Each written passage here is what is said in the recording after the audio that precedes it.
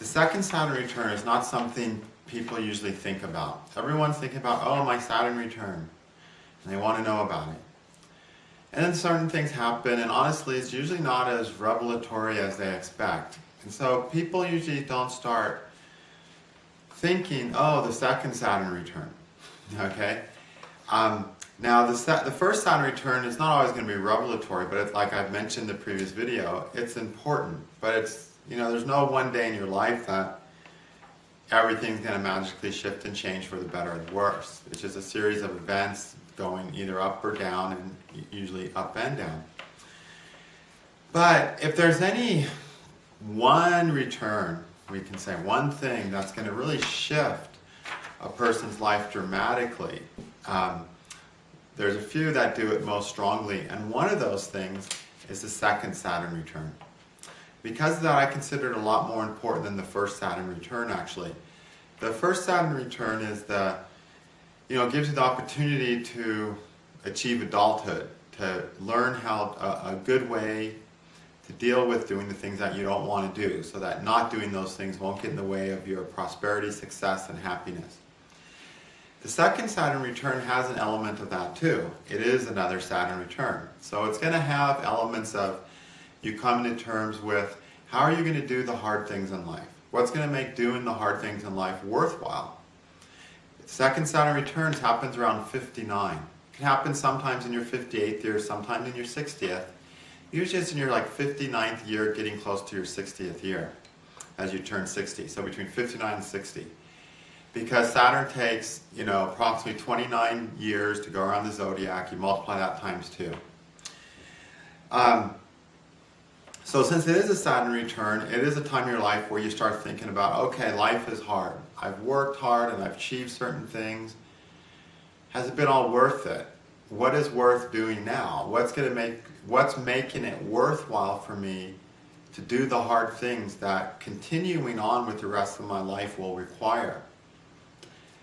What new ideas do I have that helps me do the things that are hard to do, so I can, have the best rest of my life? Because at the age of 58 to 60, that's, the beginning of the rest of your life in a major way.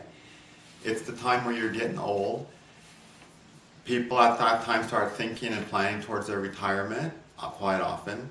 But they start thinking about, what am I going to do with the last years? Because once you get to that age, you become very aware of your mortality.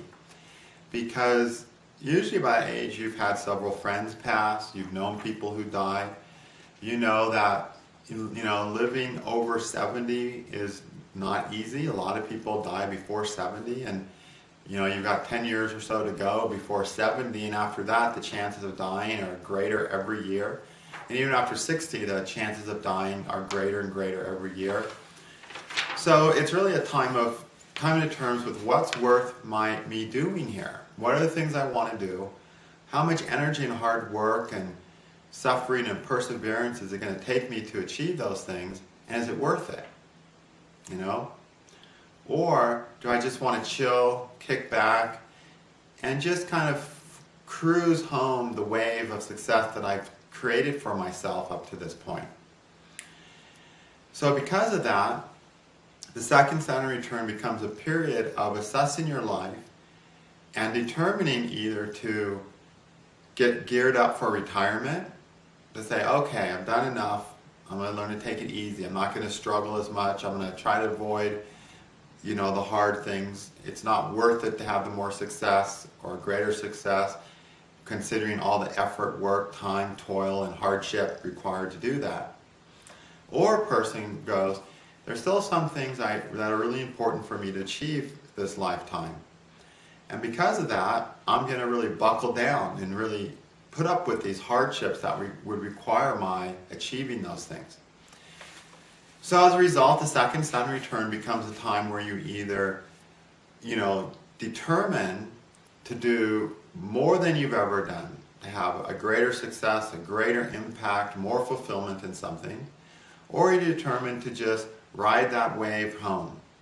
And by home, I mean ride that wave of success that you had to your deathbed. And so you'll see in people that after 60, after that second Saturn return is done, people either do the greatest things they've ever done, or do the most that they've ever done, or they do less.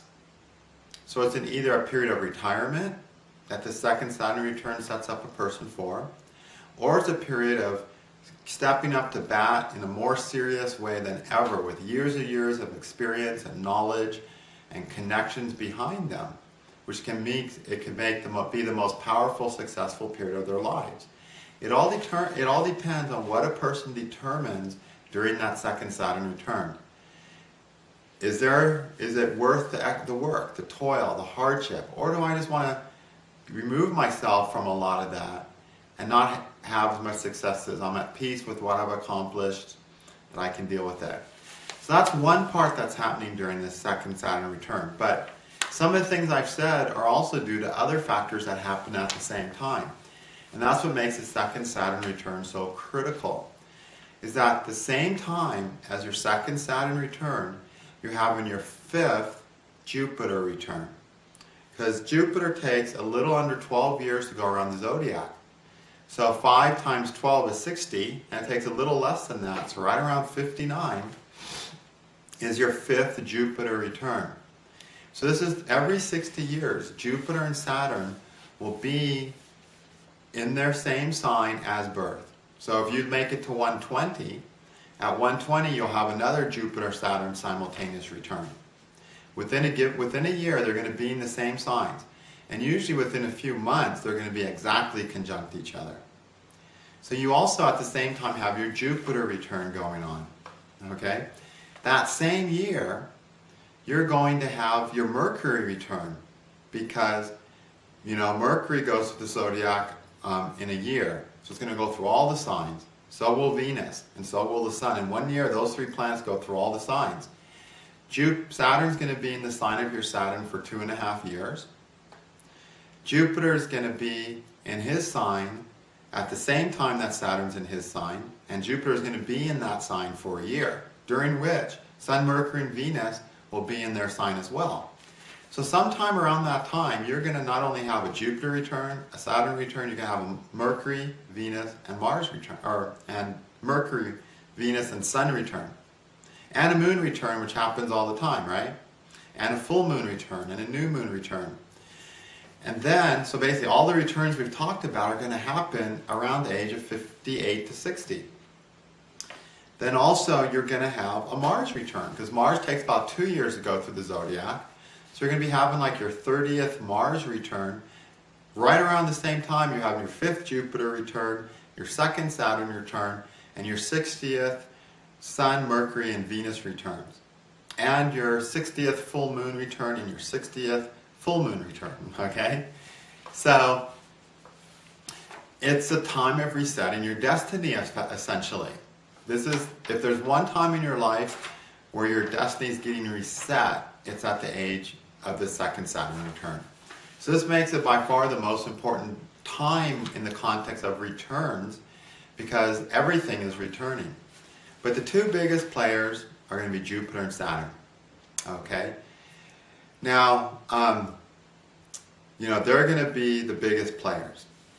You're probably going to have a retrograde Mercury return around that time, and a Mars retrograde around that time, and even Mercury around that time. So those will be usually important returns. But the biggest players right now are Jupiter and Saturn. Those are the ones you want to focus on. So what's Jupiter doing at this time? Well, it's doing the very same thing it did every Jupiter return.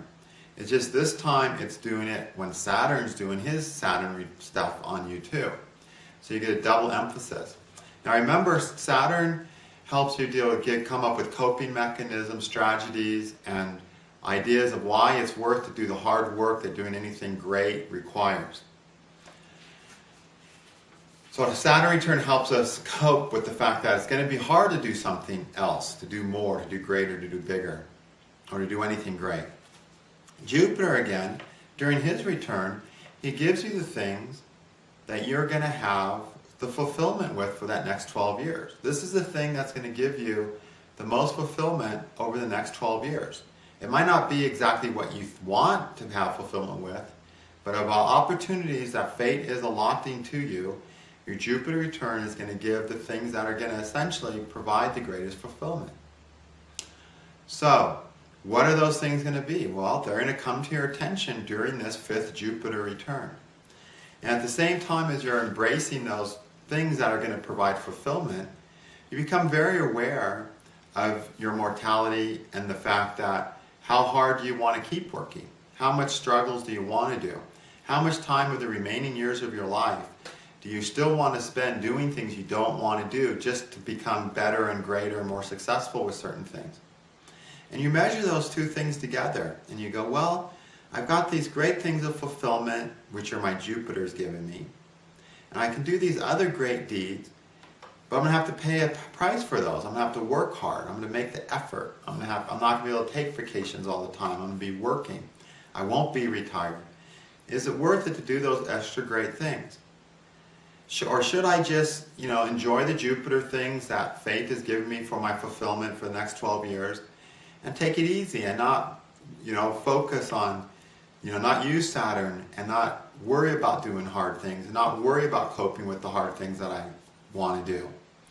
And we measure those two things and we decide, okay, how much do I want to do? How much do I still need to do during the rest of my life? If the Jupiter return gives a lot of fulfillment and some great causes for fulfillment, then either the person may not feel the need to work hard and they might decide to take it easy, or they may use those Jupiterian sources of fulfillment as a foundation to really produce and do amazing things through work and effort of the Saturn return. It all depends. Everyone's different. But the essential thing is the second Saturn return sets you up to do more than you've ever done, or it sets you up to take a step back and start slipping into either a full or partial retirement mode. And by partial retirement mode, I mean perhaps still doing great things, but not doing great things to the extent that you did previous to that second Saturn return. How do we know which way it's going to be?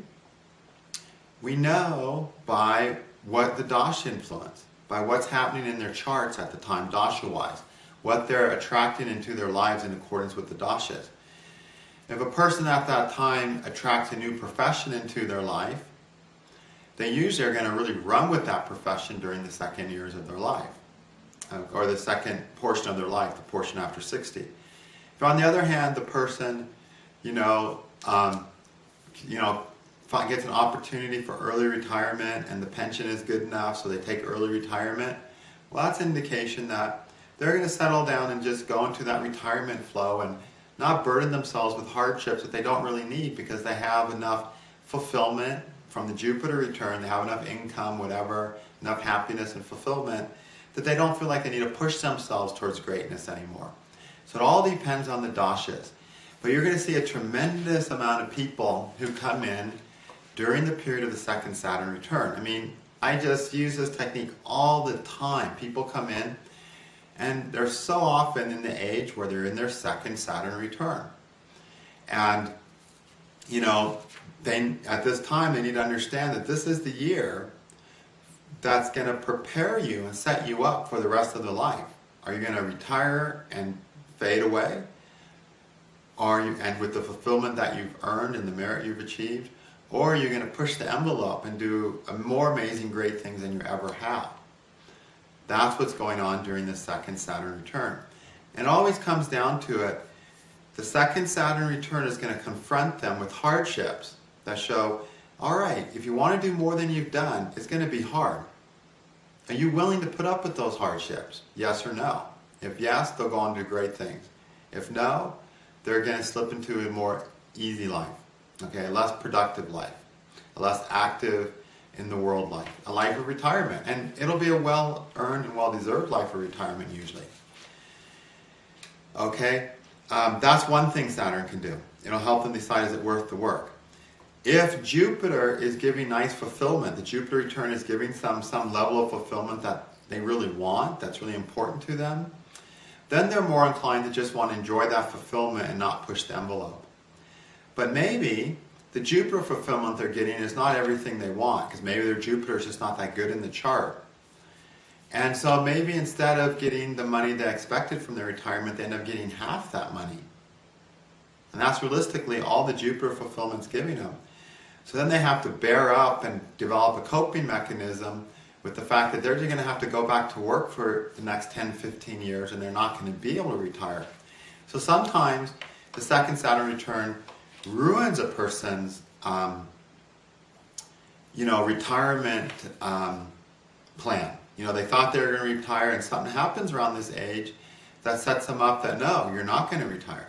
Maybe they lose a lot of money in the stock market. Maybe their business just plummets and they have to go work at Walmart or Trader Joe's or something. That's the kind of stuff that can happen, that can force a person at this really important age into a hard life of just trying to survive.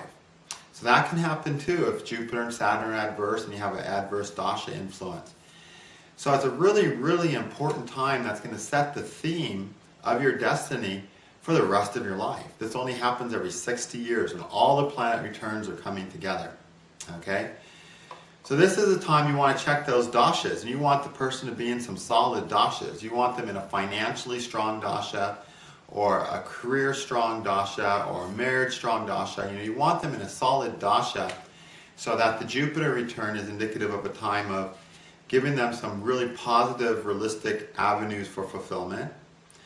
And so that the hardships they have to deal with are hardships of their choice, of them saying, I'm willing to work hard, I'm willing to, continue to struggle because I have these great ambitions and ideas I want to achieve, rather than, gosh, I've got no choice but to go back to work even though I thought I was going to be retiring in a few years because I lost all my money in the stock market. That's what you don't want to see, but that can happen. So it's a resetting of the destiny. For the person to become greater or lesser than they have been. And being lesser is fine. If a person's achieved a life of fulfillment and they want to take it easy in the early days and surf home, there's nothing wrong with that. But the person hasn't achieved that life, or they still have some strong ambitions, or they get into a new hobby. Like I've seen people get into a new thing, like someone who got into art at that time, decided they wanted to be an artist. And over the next 10, 12 years of the rest of their life, they cranked out art and started selling their art, and we're really happy. So you might just get a new hobby that you go, geez, I don't want to retire. I want to turn this hobby into a job. I've seen astrology students do that, where at 60 they decide, gosh, I worked hard my life and it's been a decent job, but I love astrology. I really want to read charts, and I'm starting a whole new career at 60. So you will see people start a whole new career out of the blue during this second Saturn return. And they'll go, gosh, it's going to reduce my vacation time. I might not go travel around the world like I planned, but I really just want to keep working. I want to do this next thing. And so they'll put up with the hardships of doing that next thing. So it's a really, really interesting and important, life-changing time. Very, very important. During the first Saturn return, you develop the strength and maturity to deal effectively with the fact that some things you don't want to do, but you have to do them anyway. But it's not necessarily a life-changing time. Second Saturn return is much more a life-changing time. There are certain periods that are dramatically life-changing in general. In dasha-wise, Rahu-Venus and Venus-Rahu periods can just be life-changing on all levels. The second Saturn return, as far as transits are concerned, is the most life-changing period in your life, because you're getting like returns of all the planets simultaneously. It's a period in your life where your destiny can vary, as far as transits indicative destiny, can change more than any other time of your life. It's really the Saturn return to live for. Okay, it's not the first Saturn return, it's the second Saturn return, that's the big one. So some examples of Saturn returns. Okay, one client, during their second Saturn return and first Jupiter return, they came to a point where they were divorcing with their second marriage, which was a 2-year-long marriage only. The first marriage was much longer. Second marriage they had, they got married around 56, 57, lasted about 2 years, and was coming to an end during the second Saturn return. Also during this time, the person in their original career was not able to maintain the relationships they needed to be successful in that career. So they left it and tried a real estate career for a few years. And they didn't do well in that. And at the time of the second Saturn return, they just kind of admitted to themselves that selling real estate was just not going to be the easy thing that they thought it was going to be. And they also knew they weren't going to be able to get a job back in their original field because they just didn't have the connections to do that. And they had no chance of really creating connections to do that. So they just had to look at what positive things they had in their life. Well, Jupiter, right? Because the Jupiter return's going on too. And they had a house that was paid for. They had extensive landed property. They had lots of land worth, enough money to live on comfortably the rest of their life. They had some income from some of the land. And so they didn't have financial needs. They didn't have any responsibilities.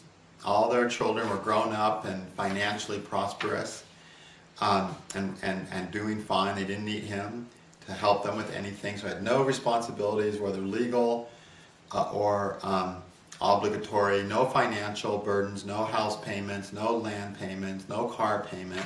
They were financially free. That was the nice part of it. So at this point, they just kind of gave up struggling with the whole work situation. So I was like, I've got enough cash and resources to get me through the rest of my life. I don't have any expenses, I don't have any responsibilities. Why should I push so hard and struggle so hard when there's just not a lot of opportunities for me to achieve things? There's not a lot of opportunities worth the work.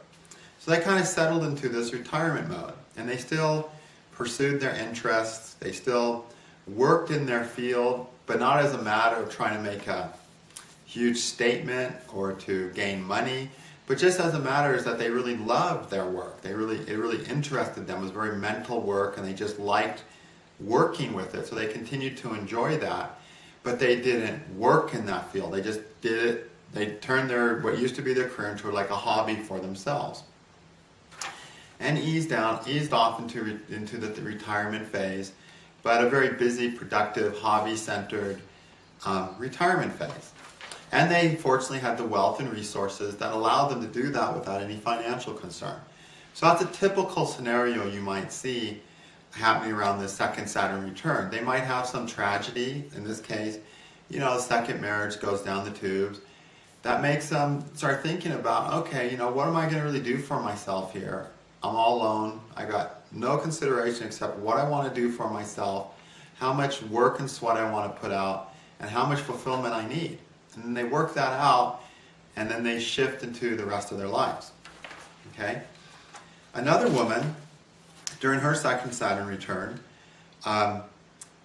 had all of her kids were raised at this time. She had been working for like 8 years. She'd only been working for 8 years because she was a career mother. She'd been working for 8 years, and then during her second Saturn return, her youngest child graduated from the university and moved across the country. At the same time, to start his career. At the same time, her other son took the grandkids, because her other son was married and much older than the youngest son, so he was established and married. He took his family and moved across the country too. So all of a sudden, mom is left without all this family, okay? And not only family, but also without the grandkids, like totally stripped of most family connections as far as proximity. And so the woman was like, sort of got robbed of some areas of fulfillment that they had been enjoying on a regular basis, namely seeing her kids and seeing some grandkids, who now, at most, she was going to be able to see twice a year. So, but she had the fulfillment of, for the first time in her life, she was making like really good money. And she could go do anything she wanted. She could go on vacation, she could go see an expensive ballet, she could, just buy whatever she wanted. She was financially successful for the first time in her life. She worked, but had like 3 days a week off, so she had 3 days a week to do whatever she wanted. And so she's like, wow, I'm actually set up that I have a lot of time to do what really just makes me happy.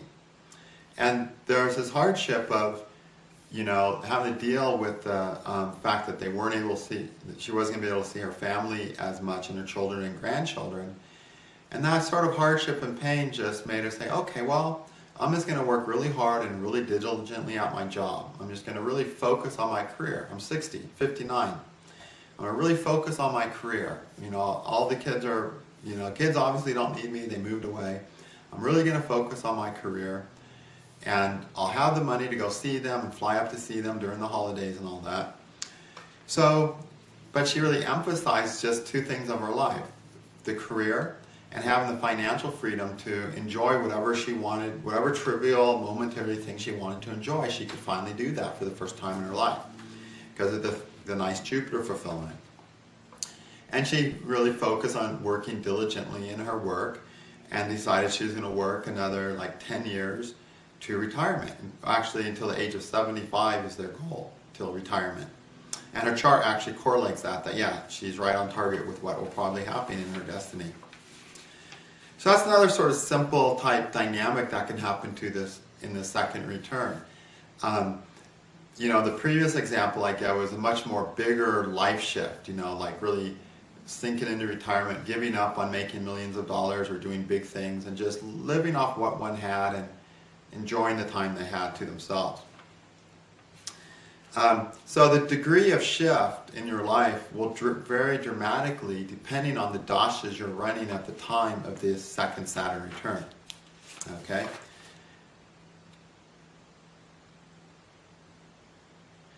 Okay, let's see.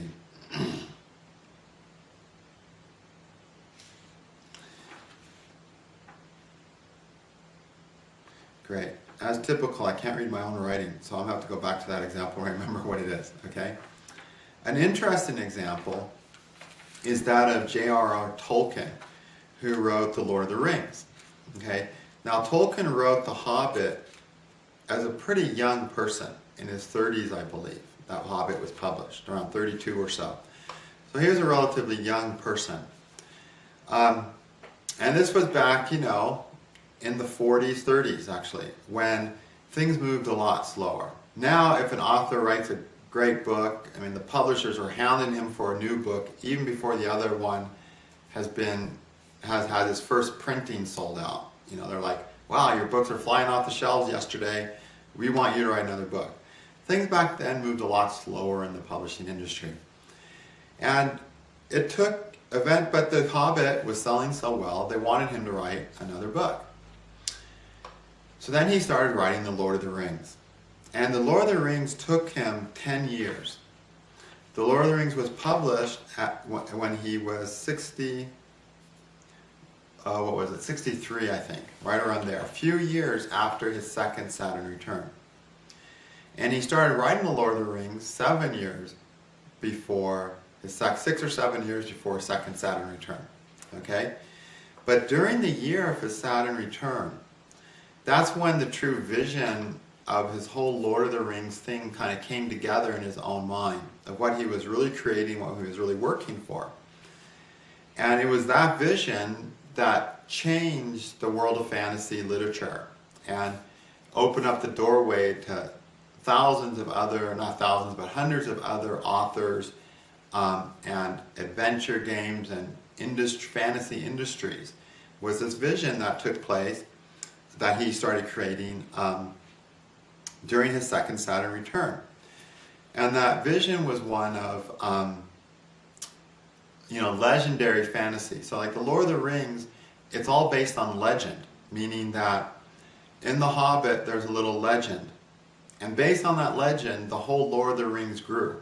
And within the Lord of the Rings, there's legends that gave birth to everything that happens in the Lord of the Rings. And the things that happen in Lord of the Rings are legends to the modern world that we live in. So he created this sort of ideology of novels having this legendary format, okay, which created this element of mystique to Lord of the Rings fans. The average Lord of the Rings fan, he just didn't read The Hobbit and then read The Lord of the Rings and say, oh, that's a cool book. they got immersed in this whole legendary mystical appeal of the Lord of the Rings. And Tolkien's notes got published after his death, and they read his notes, and they immersed themselves in this kind of idea of these legends, and the legendary quality that Tolkien put into the Lord of the Rings during his second Saturn return is what created the myth that sort of grabbed people and made Lord of the Rings so remarkably successful. Okay, there had been other fantasy authors that wrote some interesting books. Since Tolkien, there's some fantasy authors that have written way better books than The Lord of the Rings. I mean, way better stories, way more enjoyable characters. I don't consider Lord of the Rings the best fantasy epic by any means. I could think of 3 or 4 fantasy epics that I would suggest somebody read way before they read Lord of the Rings. Maybe even 5 or 6 or 7. But all those only happened because of Lord of the Rings. And the Lord of the Rings worked so well because of the legendary element that he was able to bring into there that created a mystique to the reader that captivated them more than those tales would have if that whole sort of thing hadn't been there. So Lord of the Rings fans, they read Lord of the Rings, there was to be this haunting memory of some mystique that made them want more of this stuff, where it wasn't just a novel, a cool novel, they read it and they put it down, and they grabbed another novel. It created this mystique within the mind of the reader that they wanted to continue experiencing the old legend somehow. And that's what made Lord of the Rings successful, like out of this world, and out of this world way. And this concept of creating this, somehow he established during his second Saturn return. And of course, legends have a lot to do with Saturn, the past, right? The old stuff, the aged stuff, the mysteries of the past. A lot of that has to do with Saturn. And so, so somehow during the second Saturn return, he created this, this wider ideology, this longer term historical ideology. When you read The Lord of the Rings, you start feeling like, wow, the fourth age, when the fourth age ends, or the fourth age starts, which is the age of men, that's the age we're in. And we kind of feel like the Lord of the Rings is your history, the history of the human race before the elves left Middle Earth and went wherever. And then it was a world of men, and men have been struggling ever since that time, which is all of our modern recorded history. So it just creates this legendary thing that gave a longevity to the Lord of the Rings that immortalized Tolkien, which without that element, he probably wouldn't have been such an immortal author. He would have just been an author like the author of Conan, Edgar Rice Burroughs, all these people who wrote some really entertaining fantasy novels, but who by themselves didn't change an entire genre of literature and create an entire industry, an entire fantasy-based industry. Tolkien was responsible for that completely by captivating the mind. So somehow he put the need for longevity to live, for things to survive, into legends, and also in that he immortalized himself. So his most important thing that he did, that was the foundation of the success of the Lord of the Rings, took place during the time of his second Saturn return. And he had it really interesting. His second Saturn return hit him 3 times. Lots of times the Saturn return just hits you once. It's not every time, it's less often you'll have a triple whammy Saturn return. Well, Tolkien had a triple whammy Saturn return, okay? So he had, over a 9-10 month period, he had Saturn cross his Saturn 3 times. More often than not, Saturn's just going to cross your Saturn, go retrograde, but not far enough back to hit it. So it's just going to cross it, go retrograde, and keep going, and never hit it twice. But Tolkien had his Saturn return hit him 3 times. And I'm sure there's all kinds of elements going on in his life that prompted his change in ideology to creating this legendary format of novels. But the details of that I couldn't really discover, and I don't have his birth time, so I can't really look at his dashes and try to guess what it was. But one thing that's cool about this technique, if you don't need their birth time to do it. You know, with returns, whether you have the right birth time or not, the return's going to happen on the same day. So you can always calculate a person's planetary returns and use returns to read what's happening in their life, returns of Mercury, all the returns, and give a lot of information, even if you don't know the time of birth. Okay? Franklin Roosevelt had his second Saturn return in, May of 2000 or 1940. Okay? So this was his second term. This was during the end of his second term of presidency. Okay? And during this, two very critical, important things happened. One thing happened is the Germans started kicking ass all over Europe. Paris fell. Germans had France. They a few other countries. This was like the peak of Germany's power in Europe, where really anyone who would have bet for the Germans to win the war at that point, especially after the fall of Paris. And at this time, Roosevelt was president. He was in his final year. He'd had his second election. And it was traditional that you only can run for president twice. And George Washington, everyone wanted him to run for a third term, but he said, no, that's enough. 2 terms is enough. And so it became a tradition from George Washington days onward to only run for presidency twice. 2 other presidents throughout history tried to run for a third term, and everyone condemned them for even trying. That was considered a self-promoting, power-hungry move to try to be president 3 times. So after that, no one tried doing it anymore. But Roosevelt, during this last year, he decided to keep on going during his second Saturn return, and he had opposition to that. And he said, I don't care how hard it's going to take. I don't care how many unwritten rules I have to break.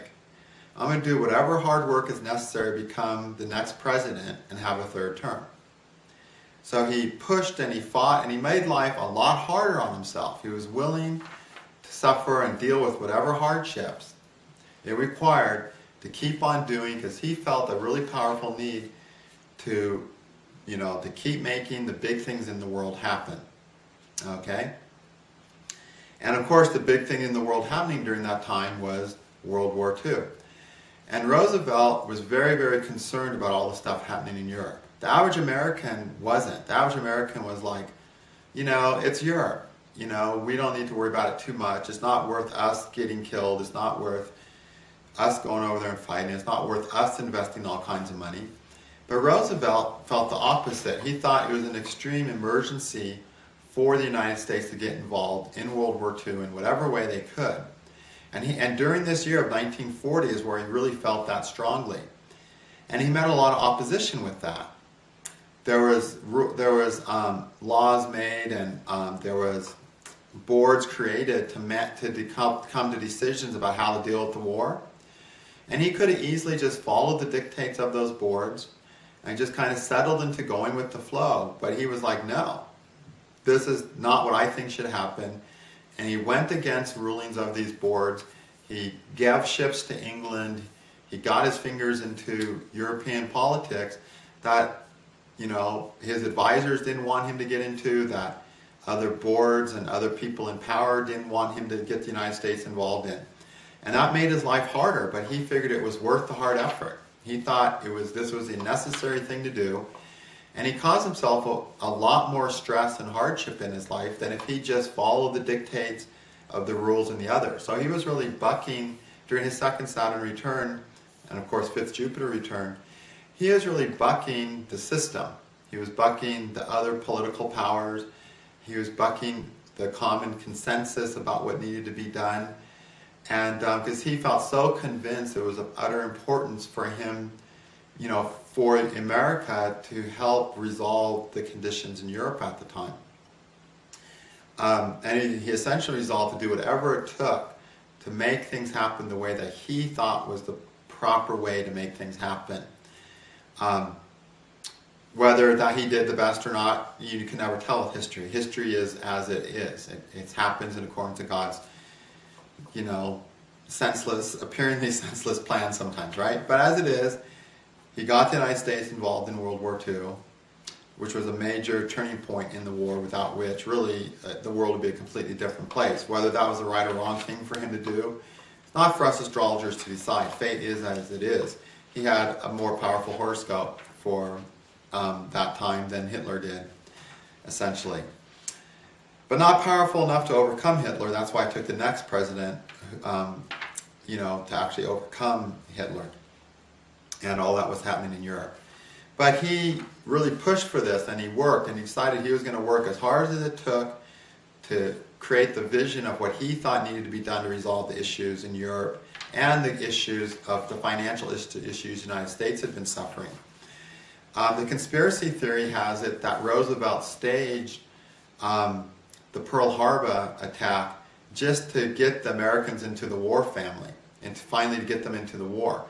And that's, whether that rumors are true or not, I'm not going to give you my opinion on that. I don't have an opinion on it.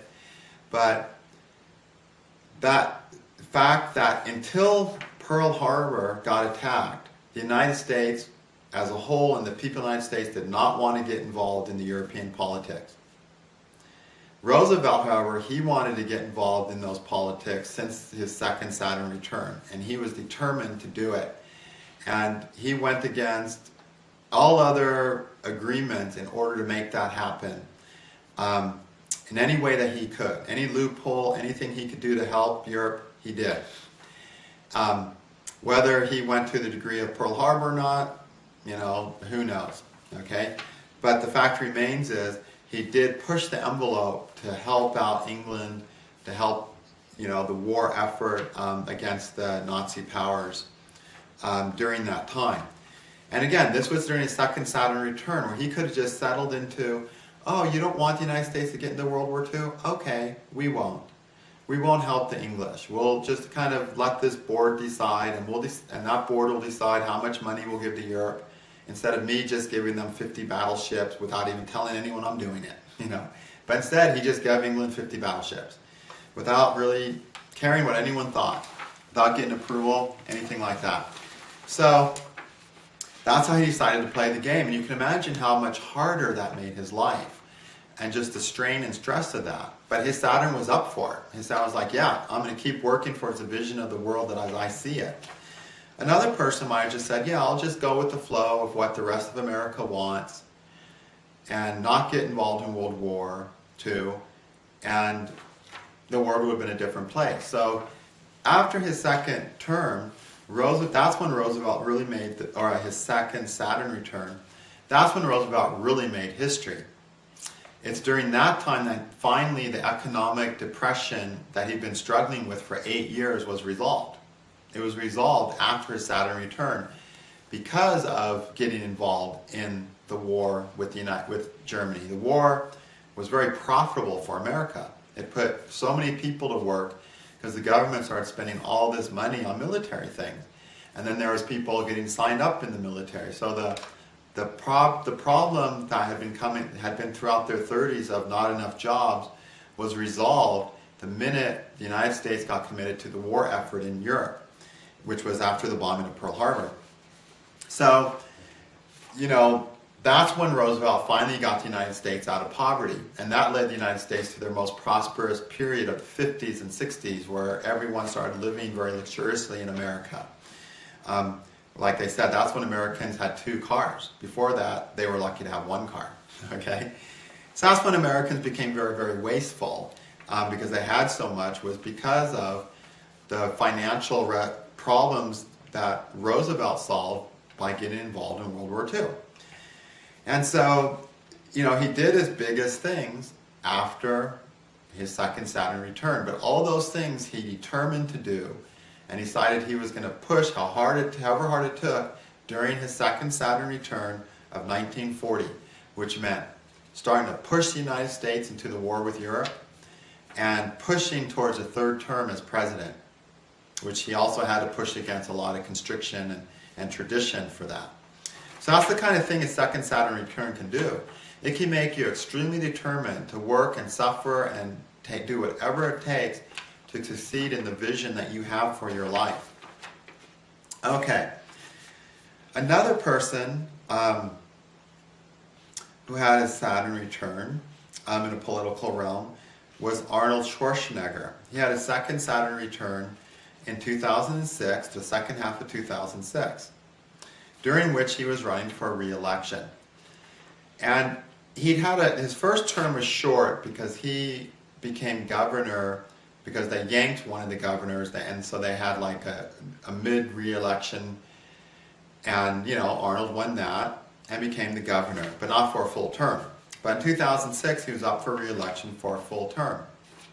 And his reputation wasn't that great at the time. California got hit with so much bad luck. The minute Arnold walked into office, like fires ravaged California that next summer. And, he was and the financial debt of those fires was overwhelming. And so right away, the minute he takes office, California starts burning. And there's a whole nother set of problems and a whole nother set of millions of dollars that needed to be dealt with due to these fires. And California had enough problems that it was when he became governor, and then to start burning the state down, which is another problem. So Arnold found himself in a situation during his second Saturn return of California essentially being screwed, okay? Because California had been sinking into a downhill spiral. And here he was in this situation, and he had the choice: should he go for re-election or should he not? And he was already in an overwhelming situation. Some people might have said, screw this, there's nothing that can be done here. I'm out of here. And not run for re-election and just settled into, taking it easy. But Arnold was like, gosh, a lot of people are not liking me. A lot of people are not happy with what I've accomplished.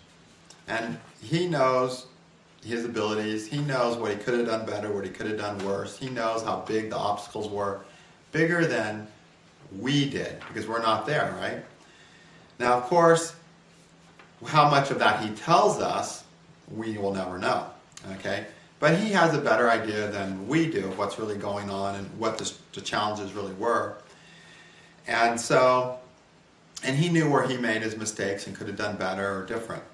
But the bottom line was he was not in a good place. Yet he decided to push onward, to say, okay, I'm going to continue struggling against this uphill stream and run for re-election, okay?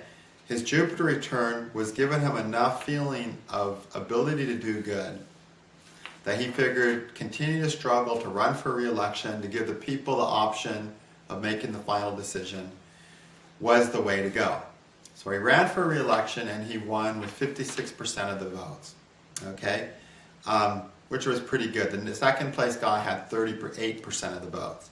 So he dusted the second guy pretty well. So he had the confirmation of the people that him pushing on toward a second term was worthwhile. Now here's the interesting thing. It was all downhill after that. By the time he left office, his approval rating was like 23%. The governor that they yanked at the beginning of his governmental career had an approval rating of 22%. So he only had a public approval rating 1% better than the guy who got pulled out of office, And because California, just everything that could go wrong and things you couldn't imagine go wrong, all went wrong during Arnold being at the helm. It was just really unfortunate. But he continued plugging on, he continued doing hard work, he did reform where he could. And the thing is, he did some really cool things, thanks to that Jupiter. Jupiter is his sixth lord, which is the environment, in the fifth. And the fifth house is something that's interesting to you, something you love and want to be creative with. So some of the things he did, well, in 2006, he created laws to reduce greenhouse emissions. The first person in the United States to help create laws to dramatically reduce greenhouse emissions with the goal of, by the year 2020, the pollution in California being the same as it was in the early 90s. So he did some really cool environmental things. And that theme of environmental concern was probably the only useful things he ended up doing throughout the rest of his career. The only productive things. Everything else he tried to do just kind of, the karmic momentum of shit flowing down the river was too big for him to shift and invert. And so California just continued to slide into greater and greater debt and serious financial problems. And now he's not governor anymore, but California is getting set up to have even a worse year now because they're having such severe droughts. They're just letting the crops die. They're not even going to harvest them because there's no water to bring them to harvest. So they're just, all that's dying. And so that's going to set up California for more financial decline. And again, Arnold had nothing to do with that. That's just the weather. He's not even in office. The new governor has nothing to do with that. Just California has just been in this downslide for years. And unfortunately, they're getting a little steeper downhill this year. But even amongst everything going wrong in California during his office and having to bear all those burdens and bear the fact of tarnishing his name and looking like a fool, Saturn in his chart's in his second house conjunct the sun. So he looks like a fool. He still did some good things for the environment. In 2011, he created an organization. He founded an organization that is all about creating a low carbon economy. Okay? So after his second Saturn return, at that point he knew the shit he was up against. His second Saturn return determinedly notified him that you are not going to be able to turn California around. He knew that during his second Saturn return. But he ran for an re-election anyway. He did what he could. He did some cool environmental things, and those were the good Jupiter things he did. The sixth lord, nature, the environment. He took good care of those things.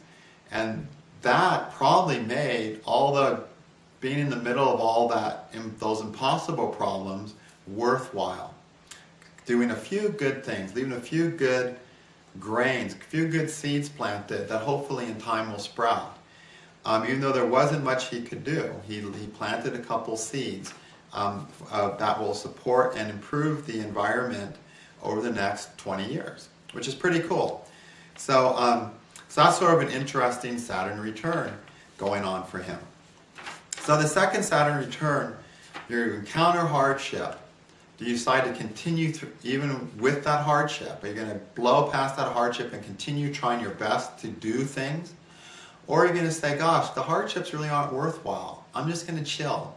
I'm just going to slip into taking it easier and make a gradual transition into retirement. Those are your options during the second Saturn return.